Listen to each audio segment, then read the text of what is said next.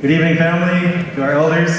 Neithaan Sokyo. My name is Chief Ian Campbell, and congratulations. Thank you to all the nominees for your interest in being a part of the solution. I believe in our governance structure, on building on the succession that our elders have demonstrated to build our capacity, inspire our own people.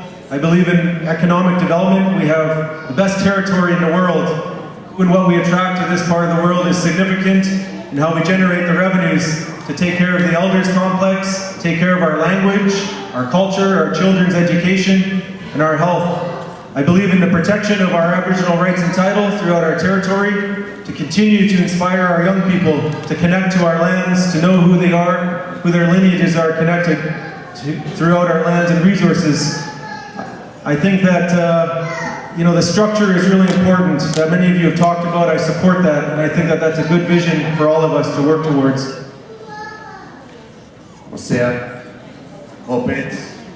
So your question is coming from Lands and Resources category, and your question is, what are you going to do to oppose the Kindred Morgan proposal to expand its oil pipelines?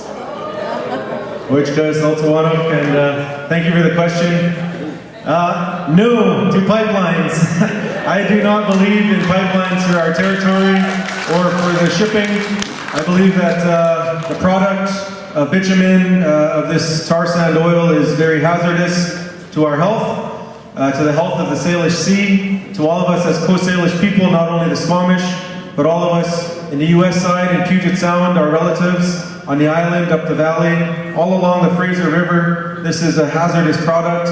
I journeyed to Fort McDurdy this summer to see the tar sands operations and was very appalled at the level of pollution and to the water table, to the animals, the extirpation of caribou. So I think it takes all of us collectively, not just me or council, but all of us as a community to stand up and show our strength.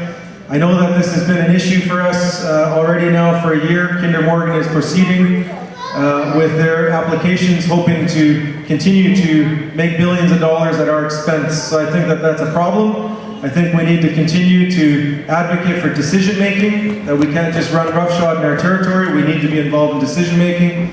I think we need to look at the business aspects of the whole port, Metro Vancouver, how we're engaged in business here, because we're not benefiting from the billions of dollars flowing to our territories, and the environmental stewardship that we have as First Nations people to our lands and resources. We're seeing herring and whales and lots of animals come back to our waters. We need to uphold that and protect that. Wojtka. Osea. Chris Nation.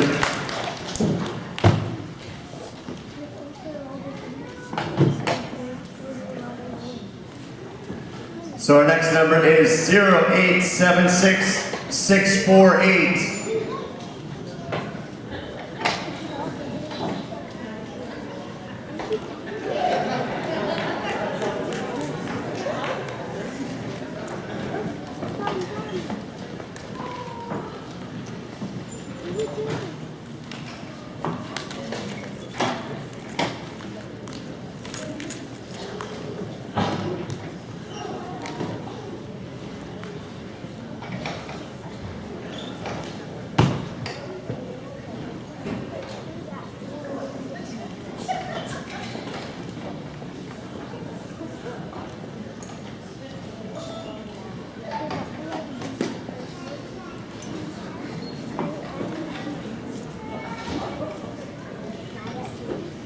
Good evening, everyone. For those of you who don't know me, my name is Eric Bradley Baker.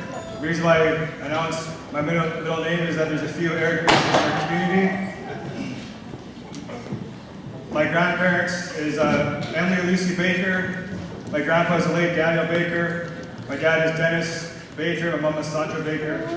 My platform and vision is I'm aware that membership has many concerns. Is my commitment to focus on the following three areas. These areas are issues I work with on a day-to-day basis as an employee of the First Nations Employment Society. These are important, realistic, and measurable goals. Employment and training, land use and preservation, emergency preparedness. Thank you very much, Eric. So your question is coming from Community Services, and the question is, Elders Assisted Living Center is a top priority. How will you make this a priority?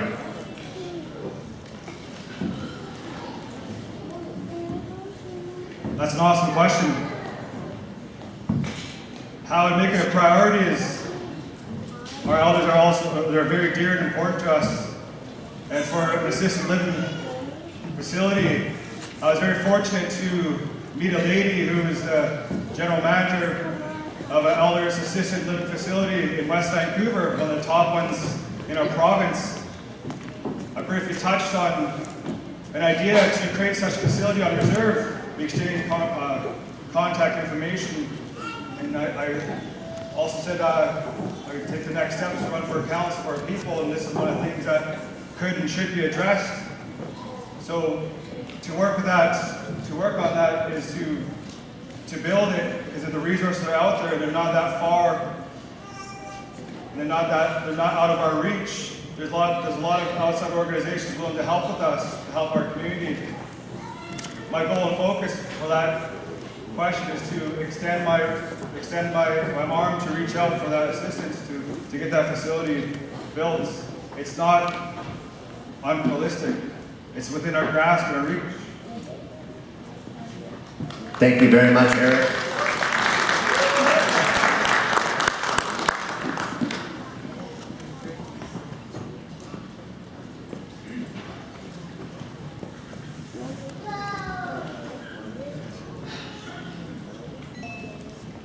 Thanking each and every one of you again for coming here this evening and offering your time and supporting this process.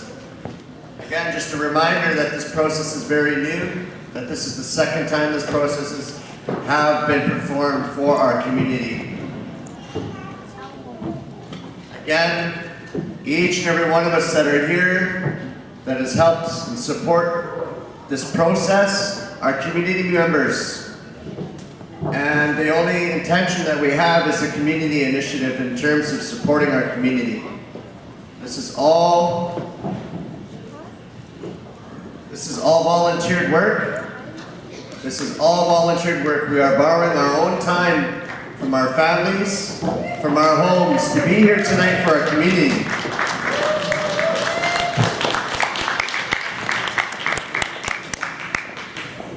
I say that not in place of recognition, I say that in place of standing with each and every one of you, being here tonight and sharing a time to be able to support each other.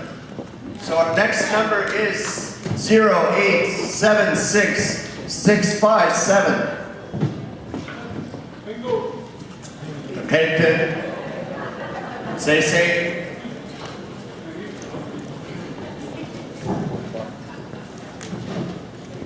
This man doesn't need a mic, he gets to use his voice today.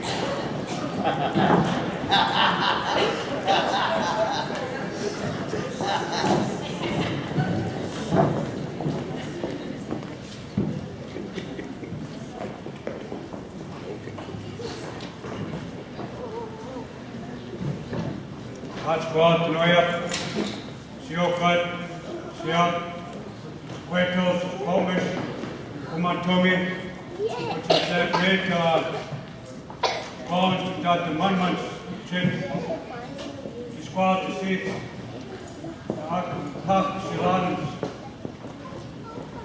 Chuck Yosh, Tadamot, that's the quote, monuments, not to hear, say to Siachen.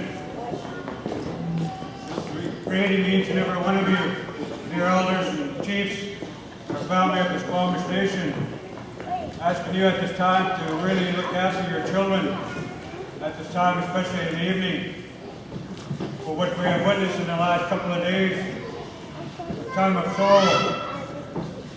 Our people are very traditional. And just once again, just thanking each and every one of you for your feelings towards the children and wishing everybody luck that are running for chief and council. See ya. Pennington, Hospice, Lawrence. So the question comes from education category that you have chosen, and the question is, How are you going to help parents learn our Squamish language?